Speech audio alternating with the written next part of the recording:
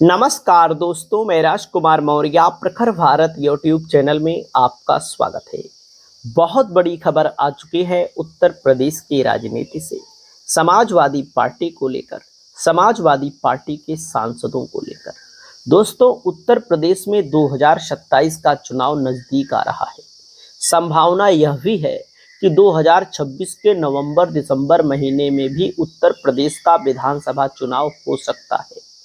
तो दोस्तों, इस समय समाजवादी पार्टी के मुखिया अखिलेश यादव एक एक विधानसभा सीटों पर अपने समीकरण सेट कर रहे हैं। और मैं आप सभी साथियों को बता दूं, एक एक विधानसभा सीटों पर कई लोगों को निर्देश दिए गए हैं कि आप तैयारी करिए, तैयार रहिए।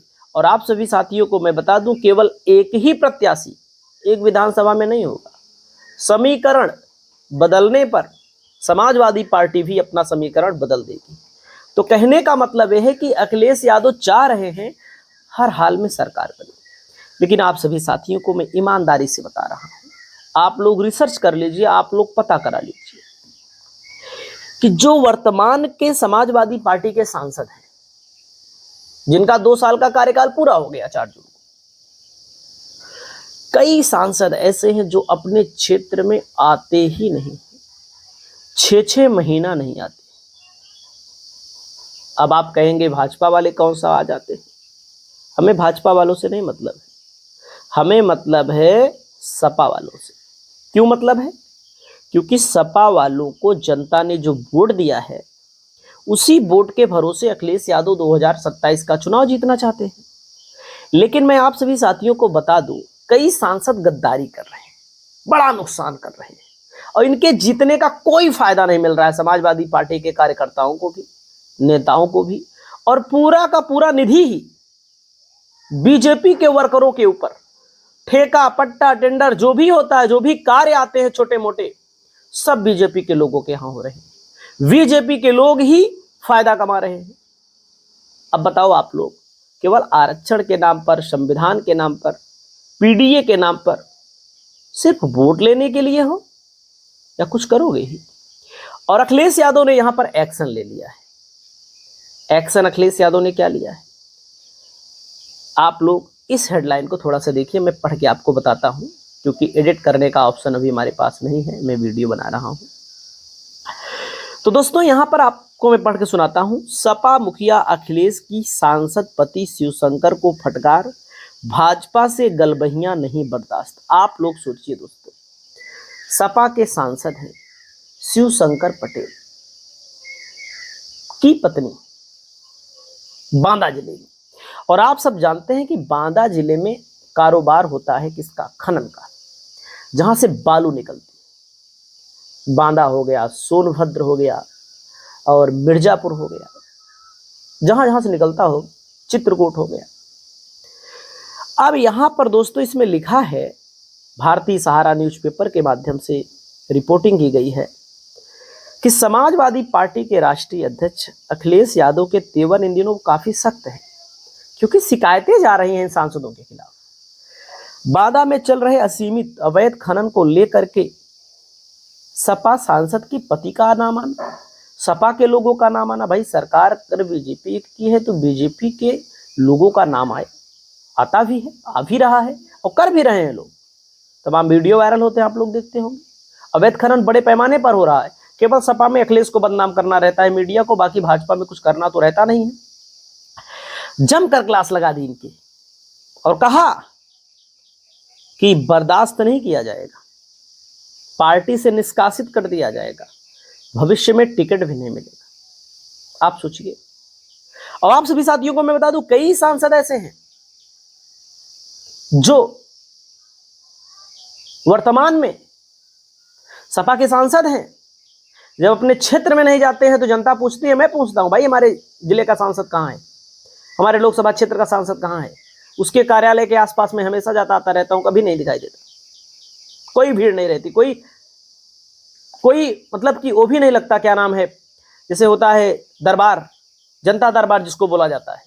किसी कार्यकर्ता को मौका मिल जाए सपा के, तो सपा का सांसद खड़ा ही नहीं है। सपा का कार्यकर्ता मारा जा रहा है, पीटा जा रहा है, सपा का सांसद खड़ा ही नहीं है, विधायक खड़ा ही नहीं है। तो काहे का वोट? कार्यकर्ता किस स्तर पर काम करता है? बूथ प्रभारी क्या काम करता है? केवल वोट चुनाव आएगा तभी बूथ प्रभारी को पूछा जाएगा। हमारे यहाँ के सांसद महोदय खुद है कभी नहीं दिखाई देते। पड़ोस के हमारे जिले में सांसद हैं, लोग बताते हैं भैया आते ही नहीं, इनसे अच्छे पहले वाले सांसद भाजपा वाले थे और भाजपा के सांसद इसीलिए चुनाव हारे अधिकतर। सपा वालों ने समीकरण बनाया, भाजपा के सांसदों से जनता इस तरह नाराज थी। तो कहने का मतलब है अखिलेश यादव ने जब बोला पूरे कमरे में सन्नाटा फैल गया। अखिलेश यादव कई सांसदों से गुस्से में है। कई सांसद हैं अपने बेटे को विधायक बनाना चाहते हैं, बेटियों को, पत्नियों को, बहुओं को, अपने भाई को, भतीजे को टिकट के जुगाड़ में लगे हैं कि हमको टिकट मिल जाए 2027 का। और इस तरह अगर टिकट देगी समाजवादी पार्टी तो कतई नहीं जीतेगी। मैं बता रहा हूं, अगर सर्वे नहीं, ऐसे हवा में टिकट बांटते थे पहले, हवा में टिकट बांटोगे तो हवा में चले जाओगे। और खबर आ रही है कि अखिलेश यादव इन पर कड़ा एक्शन ले सकते हैं। किसी भी कीमत पर अखिलेश यादव छोड़ने वाले नहीं हैं इन सांसदों को, क्योंकि इन सांसदों ने समाजवादी पार्टी की प्रतिष्ठा को धूल में मिटाने के लिए कोई कोर कसर नहीं छोड़ रहे हैं। दिन रात समाजवादी पार्टी के मुखिया अखिलेश यादव भाजपा पर आरोप लगाते हैं और भाजपा के लोगों के साथ मिलकर के गलत काम किया जा रहा है। और जब गलत काम किया जा रहा है तो भाजपा भी इसमें है, सपा भी इसमें है। दोस्तों, मैं आप सभी साथियों को बता दूं, फिर बता रहा हूं, दो ही कारण होंगे सपा के चुनाव हारने के। पहला कारण होगा टिकट। अखिलेश यादव जो कह रहे हैं कि हम सर्वे करा रहे हैं, सर्वे पर टिकट नहीं देंगे तो चुनाव नहीं जीतेंगे, पहली नंबर। दूसरा नंबर, ये सांसद हैं, इनके बेटे को टिकट नहीं मिलेगा, बेटी को नहीं मिलेगा, भाजपा को सपोर्ट कर देंगे। तो ऐसे गद्दार लोगों को चिन्हित किया जाना चाहिए। ऐसे गद्दार लोगों को पार्टी से बाहर निकाल कर फेंक देना चाहिए। आपके यहाँ के सांसद जो होंगे, मैं खुद देख रहा हूं हमारे इर्द गिर्द में जितने सांसद हैं, भाई जनता दरबार लगना चाहिए। रोज नहीं कोई किसी के घर पहुंच सकता है, बहुत बड़ा लोकसभा क्षेत्र होता है, तो कम से कम लोग आपके घर तो पहुंच जाए। हमारे बगल जौनपुर है, हमारे बगल में बाबू सिंह कुशवाहा को लेकर यही हाल है।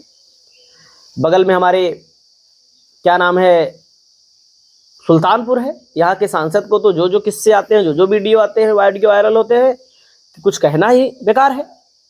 हमारे यहाँ के सांसद हो गए, अमेठी के सांसद किशोरी लाल शर्मा है।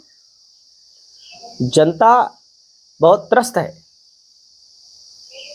जनता को जब अपना चुना हुआ जनप्रतिनिधि अपने क्षेत्र में नहीं मिलेगा तो जनता कैसे वोट देगी 2027 में। इस चीज को लेकर अखिलेश यादव इस समय बहुत ही ज्यादा सख्त हो चुके हैं, बुरी तरह से बिखर चुके हैं। और आप बताइए क्या होगा 2027 में। ऐसे ही ये लोग काम करेंगे तो अपनी राय कमेंट करिए। नमस्कार।